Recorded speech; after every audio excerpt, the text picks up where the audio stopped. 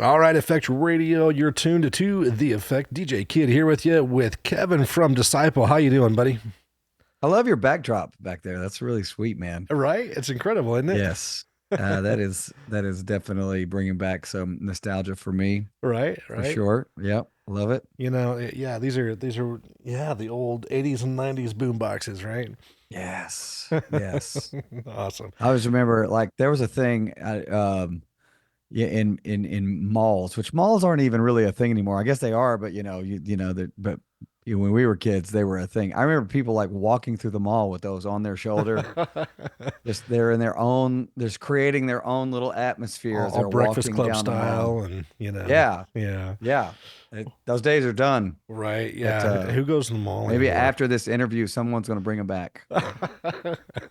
Well, I was talking with John Cooper a month or two ago, and he started talking about like hair dyeing back in the early, mid to late '90s. Sun bleaching your hair and various things like that. Sure. Yeah, I think it's all going to come back just because us older guys we can't let go of it.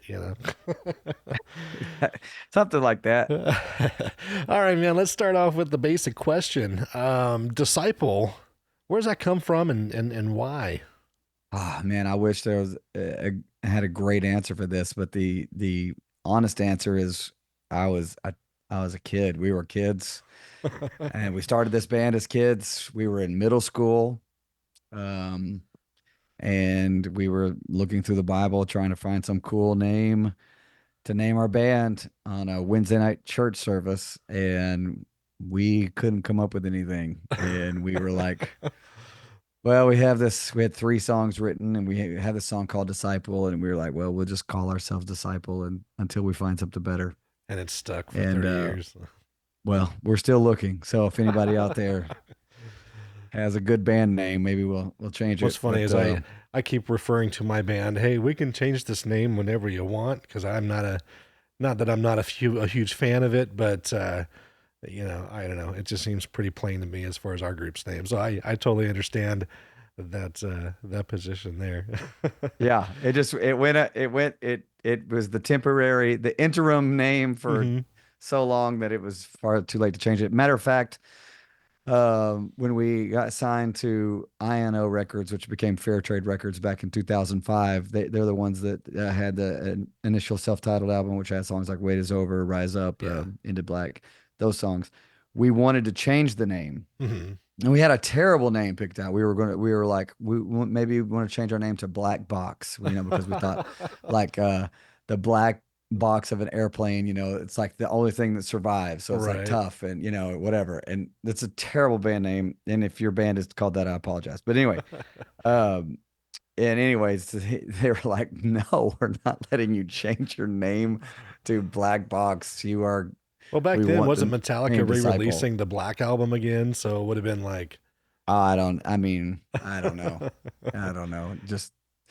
We couldn't come up with anything cool. I don't know why we can write a creative song, but we couldn't for the life of us come up with a cool band name. So Disciple was, and maybe Disciple is a cool band name. I don't know. When you're so close to something, you don't really, yeah, I don't yeah, think it's a cool band name, but maybe it is. It's fine. I don't really ever think of it very much. It's literally what we are. We're followers of Jesus. We're right. very vocal about our faith. We're not, it's very important to us to share it. So maybe we just got stuck with it on purpose, for You know, all the right reasons. But God knew you who needed knows? it, right? I guess I don't know. So, well, in Like I said, I referencing, wish it was a cooler story, but it's all right. that's the story. In referencing something we talked about off screen, you guys have been around a long time, and 3 years to be exact. just right. And I know Times this 10. because when I was, and I don't want to make you feel old, but when I was 14 and No, it's fine. 15, I am old. It's fine. when I was 14 and 15, someone gave me a copy of This Might Sting a Little, Yeah. and as I told you, that album helped change my life. And I was working here in 2003 when you guys released Back Again, and I had the privilege of installing your singles from that album on the Effect Radio at that point in time. But through the years and different phases of Disciple, do you feel like maybe you were dragging the rock scene along with you with your style, trying to just keep punching through, or do you feel like you were in a good pocket moving forward? Wow, what a question. I don't know. You know, we started this band, had our first band practice in 92, and our first show was May of 1993. So we were really right in the middle of the 90s Hmm. starting out. And the 90s was very confusing because obviously, it all the music we were listening up to up till the time we started our band was 80s music. Right, right. You know, and there was just this massive rejection of 80s music in the Hmm. early 90s. And so everyone was changing and shifting, and if you were a musician and I mean, you were literally like you were like on the job training. You were Hmm. like Hmm. learning how to do a new style, trying to figure out who you were. It was constant confusion. You're just trying to figure out who you are, who you want to be. Yeah, you had That's the what whole when we scene were, switch from grunge to like switch from hair band and yes, metal and stuff to grunge and yes. soft college rock, right? Yes. And so, like, when we were before the interview talking about the album, This Might Sting a Little, Hmm. that's when we really finally discovered who we were because up until that, and that was in 1999. And up until that point, it was just a lot of experimentation of trying to, what about this style? What about this thing? What about that thing? And we Right. put out an EP called My Daddy Coop Your Daddy. It's got 5 songs on it. And each song is like a different style of songs. All 5 songs are completely different from each other. And you could just tell we were trying to figure out what we wanted to do, who we wanted to be, And I think this, there was a band called Stuck Mojo back in the day, band Seven Dust and bands like Pantera, Hmm. and that style of music mixed in with all of our 80s influences, whether it be Petra and White Cross and Bon Jovi and White Heart and all of those bands that really influenced and kind of shaped us. I think we kind of just molded all of those into added just a little sprinkling of Pantera and Seven Dust. And Seven Dust had some amazing choruses. They were always melodic and they're Right. always these hard verses. Seemed to be this formula that really was interesting and with us and struck a chord with us. We were like, that's a very cool formula to like kind of have these riffs and these heavy verses and then Hmm. us like a chorus that people can sing along with us. And so that's we figured it out and sort of have stuck with it ever since then. Well, you're still entitled to artistic license, basically, right? We do Yeah. stray off the path quite often. I always tell the guys, don't write a song that's a style. Just the only style you're shooting for is good. So if it sounds rock, rap, country, Hmm. metal, whatever, the question is not, is it any of those things? The question is it good? Right. And if it's good, let's do it. If it has a good message, if it's concise, and if it flows, right? Oh yeah, that's part of it too, I mean, like we know within the first 15 seconds whether we like it or not. If they're playing a demo, were listening to demos that the Hmm. guys have written over the weekend. We were on tour and they were like, "Oh, we wrote some songs we want to play for." I mean, we know immediately whether we like it or not. Yeah. You can just like kind of look around and just watch everybody's eyes. They kind of just Yeah. start foreheads get a little wrinkled. They're just like, "Oh, okay, oh, nice." So, it So doesn't take that long to know. to that effect, I'm going to be jumping around here. Um, I had a manager here actually tell me in my early days, hey, if the song doesn't bite you in the first 30 seconds, throw it away. Mm, And mm, uh, and that really was prevalent with me, and I've tried to write like that myself. But we here at the Effect right now, currently in November, we have something going on called Effect Creation Month, where we're encouraging our listeners to try to be creative, not just in music, but just about everything. And so, as part of the creative process, do you do all the writing, or what is your writing process like? Um, I've always done most of the writing, and that seems to be changing, in recent years with these new guys. Um, back in the uh, original days, Brad was our guitar player, and he wrote most of the music, and I would Hmm. write most of the lyrics, and vice versa. He would help out with the lyrics sometimes, and I would help out with the music sometimes. Now with Josiah Prince and Andrew Stanton and even our drummer Joey West, chipping in. It is a very collaborative effort. You can just name a song, and I'll tell you different songwriters on each one of them, Right. so it's, you never know. I mean, there might be a song like Resurrecting Reasons where I write the whole thing. There might be a song like Cuff the Criminal where Josiah writes the whole thing.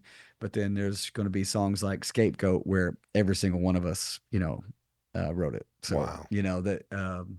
or Executioner where it's me and Josiah and Andrew, so you just never know. Every single song has a different story of how it was born, Right. Well, so the song "If You Say So," your newest release, Yeah. I feel like That's it my kind of. favorite. That's my favorite Disciple song we've ever done. So I hope you don't hate it. Well, I was gonna say it actually it brings me back to that "It Might Sting a Little" album. In my Yeah, opinion, I cool. feel like it kind of drags you, it takes the new crew back to old school, Yeah. and really has kind of that feel. Um, and so, is that on a new album that's coming out, or is it just a single you guys wanted to release? So we did Skeleton Psalms, which only had 10 songs, Hmm. and that was intentional. We wanted to actually, we were seeing our streaming numbers and we were seeing like song 8, 9, 10, 11, 12. They weren't getting listened to as much Hmm. as songs like 1 through 5. And so we were like, why are we putting out these 12, 13, 14 song albums? Right. Let's just put out a 10 song album. So that being said, we always have more left over. So these were our songs that were not, and leftover is the wrong word because all of them are really good. We just hadn't had time to finish them, if that makes sense. Yep. So If You Say So was the first one after Skeleton Psalms that we finished, and we Okay. have three more that are coming, and then we have a couple of songs that were on Skeleton Psalms that might be re-released with, like, say, like a feature of somebody else singing Nice. along with me. And so those are really cool things we were wanting to try to do, and maybe after they all come out, maybe we'll put it all together as like a Skeleton Psalms deluxe edition. That's kind of the vision for I it, I love it. think. I love it. So Skeleton Songs, you have that going. Plus, you have Honor and Glory, your worship genre band, right? Yeah. So how long has that group been? I know it's the same group. You guys said that at the show, but how long has that side group been going? And what are your plans Yeah. with that? It is all the members of Disciple. It's also a guy who's the lead singer of a band called Loyals, Dane Allen. He's And he also is in. amazing. He totally He rocked is your the show in Boise, just so you know. he is the star of Honor and Glory. There's no two ways about it. And in our first album, it was really just me singing a lot and him doing harmonies, and he would kind of vamp and kind of do a lot of colorful things throughout the songs. And but once we figured out that he was going to stick around and be with us, we really wanted to get him more involved because he's such an amazing singer, far better than I could ever even dream of. And so we wanted to get him more involved, and so we did the song "Firm Foundation," which is a Cody Carnes song, Hmm. and And I kind of believe changed you it up. have the best version of that song Thank besides you. Cody, just so you know. Thank you. Well, his version is kind of a little swingy. It's like tick tick Hmm. tick ta, so we took that swing out and just kind of made it a little more rock and roll, and kind of made it our own thing, and really unleashed Dane on it and let Dane just sing the way that he can. Yeah. And that was kind of our whole vision of Honor and Glory was, you know, with worship music, it's really all about worshiping in your own way. Everyone has their own thing that they prefer. Some people, hate our Hmm. worship music. It's not really about that. It's not really about trying to please the masses or getting on radio. It's about worshiping in your own way. Right. And this is like our way of worshiping, Hmm. that just is kind of not It's not got it's got to be authentic, not and too you loud, but guys, definitely not quiet. yeah, it's got to be authentic, and it matches who you guys are interpersonally. And so that Yes. goes to say that basically you can tell by the music's created that you guys aren't fake in your worshiping of God at all. Yeah. Yeah, it's very genuine. We even approached it that way, that there's a big long story about how the band even got named. I don't know if you have time for a huge long story, but I don't know how to tell it. I don't know how to tell it succinctly. So I won't try to tell it unless you want to hear it. But You can go ahead if you all that to want. say, huh? You can go ahead if you want. Well, before I tell the story, I was just going to say, our goal really is that the two acts are very different in that Disciple is very performative. We're going to go up and put on a show, and so hopefully that even somebody that doesn't like that style of music will leave being like, "Wow, that was a good show." Hmm. I hate the music, but and I can't tell you how many times I've heard that compliment. I take it as a compliment. Someone walks up and they're like, "Man, I really, I really don't like your music, but." The I performance loved was the good. show. Yeah. Yeah, I loved the show. What a great show it was, or what a great message, or whatever. So I love those types of compliments. But Honor and Glory is such a difference. Not performative at all. We're not performing in the least. We are literally just worshiping and taking on the mentality of if we worship, then others will as Hmm. well. So like in order for us to worship, we have to forget that you're there. And Right. yeah, so it's kind of that's the whole idea of the thing. And that whole Um, thought, I speak to worship teams all the time. I'm a worship leader as well, and oh, cool. Yeah. I've bred a lot of teams, and I've told my teams and even churches, as I've spoken to churches, that as a worship team, like we actually have to do our worship beforehand. While we're Mm, practicing and stuff like that, that's our time yeah. to be able to worship God, because part of an element of doing the leading in worship is to also keep track of the audience, the congregation, and find out where they're at. And so as a leader, you're still trying to pay attention to them and trying to bring them into a place of worship as well. And yeah, you do have to pull yourself away and out of who you are, Yeah. sometimes to be able to facilitate that need, Yeah. to be able to allow the Holy Spirit to move in that way. Yeah. Absolutely. And that's kind of the goal, really. Hmm. It's cool that we took so long to have this interview with each other because back if we had it originally, this wouldn't have happened yet. But now this song that we're talking about, Firm Foundation, has Hmm. been nominated for a Grammy for the best Oh contemporary wow. Christian song of the year, and we've never been nominated for a Grammy before. So That's they incredible, they buddy. were they came and told us that the over the weekend, and we were like, what? That was so weird, because we didn't write the song. We just Right, covered the right. song because we wanted to, and wanted to play it, wanted to do it. We're like, Well, my hope is, I mean, how? I love Brandon Lake. He's great, but I really hope that you guys smash him on this granny. Oh, I don't know about that. That's the first thing that I said. Oh, well, who else is nominated? They said Brandon Lake. I was like, don't even tell me who else. It doesn't even matter. Yeah, it doesn't matter. It doesn't even matter who Okay, else is in the even if you category. guys are a close second, it's a well-earned close second. I think that's just the opportunity. I think is amazing. That's awesome to hear, man. Yeah, no. Well, he's great, and all the people in the category are great, and we definitely aren't worthy to be mentioned among them. But it was cool. I couldn't believe it. Yeah. Of all the songs to get nominated, It's still so incredible. Wow. yeah, it was funny. Well, so we're going to wrap this one up. I'm going to try, yes, I'm making this one public. I'm going to try to get you back on with the Dad Rock Show when we get that going, Yeah, sure, man. and kind of do a more in-depth, probably if we can handle an hour, do an hour interview with you, kind of diving into the Oh yeah, history of Christian rock, especially. I mean, you've been in it for a very, very long time, right? yeah. So, Yeah. well, I mean, It's been your whole a life. fan way longer than I've been professional, man. I mean, like since the almost the mid '80s for Yeah. me, just a huge fan, and um, being able to sing a song with Petra, a few weeks ago, Oh, just get on man. stage and sing a song with them is kind of tells you how long I've been doing it. Tells you that how much that meant to me that to be able to sing a song with them. Yeah. So yeah, I've been doing it for a few minutes. Just a couple. All right, Yeah. guys. So, where can people grab your merch for Disciple and for Honor and Glory? DiscipleRocks.com. Find our online merch store there, Okay. or just come see us and we will bring the merch store to you. You guys have an awesome merch rack, let me tell you. Thank you. Thank you And very much. so, It's Christmas time, so let's go ahead and get all those crazy uncles, absolutely, some disciple merchandise. absolutely, and they can be as crazy as they can be. So, We'll meet them right where they are. absolutely.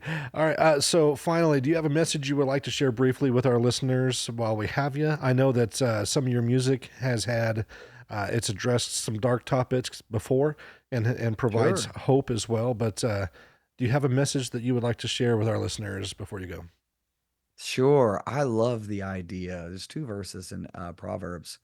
Um, and I don't remember the actual chapter and verse of them. Maybe it's like Proverbs 1:7 and the other one's Proverbs 2 something. But the uh the verse is the fear of the Lord is the beginning of knowledge. Mm, One translation says wisdom, and then another one says the fear of the Lord is the beginning of knowing God. And you kind of are confused by that because we think being afraid of him, but this idea of fearing him and honoring him and mm, respecting him, it's kind of like this idea of something powerful, like fire. Fire is this powerful force that is like really can do so many amazing things. It can keep us warm. You mhm. can cook food with fire, but unchecked or left out of control, it can destroy your life, burn your Yeah. house down. Fire is this powerful thing, and it must be feared. Hmm. It must be respected. You cannot approach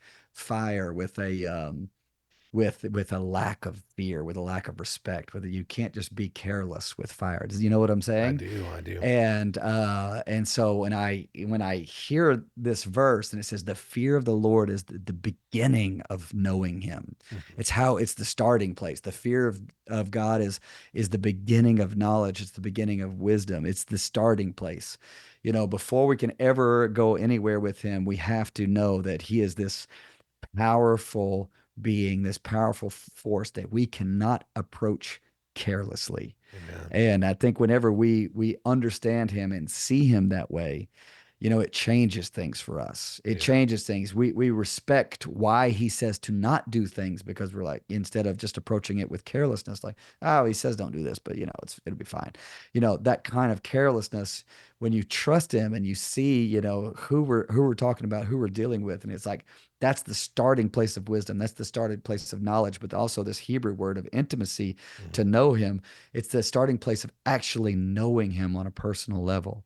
Wow. And so I've been really intrigued with that idea of just making sure even in prayer, just approaching him, with honor, with Hmm. respect, with carefulness, not with carelessness, and being thinking about what I want to say instead of just going in, just haphazardly and just mouthing off whatever comes to mind, but like Hmm. actually approaching him like if you would, like, if you're getting ready to interview somebody really important, you're going to think about you might replay what you're going to say like two, three, four times before you actually go into that interview, right? Correct. Yes. And like we're talking about the king of the universe. And so when you think about this verse and kind of applying it on a practical level, it's really powerful to fear him, to honor him and respect him. And that's the beginning, Man, the starting place of knowing him. It's really cool. I There you go. fully agree with that thought. That's an amazing thought, Kevin. I appreciate that. Yeah. Um, all right. Well, I'm going to have you stick around for a few minutes afterwards, but I just want to say thank you so much for providing the music we played here on The Effect for so long. We're always excited for when you do release new stuff. And like this, Thank you. this last single is just amazing. Don't Thank stop, you. It's don't my stop favorite warring. one ever. Yeah, I believe it, man. It kicks, but don't stop warring for the kingdom. And we ask that God continues to bless you and the group and all you guys do for the kingdom work. And Thank so you so much. thanks for being on. Hang tight. I'm going to go ahead and dismiss, and then we'll come back together, you and I. Guys, Effect Radio, thanks so much for listening.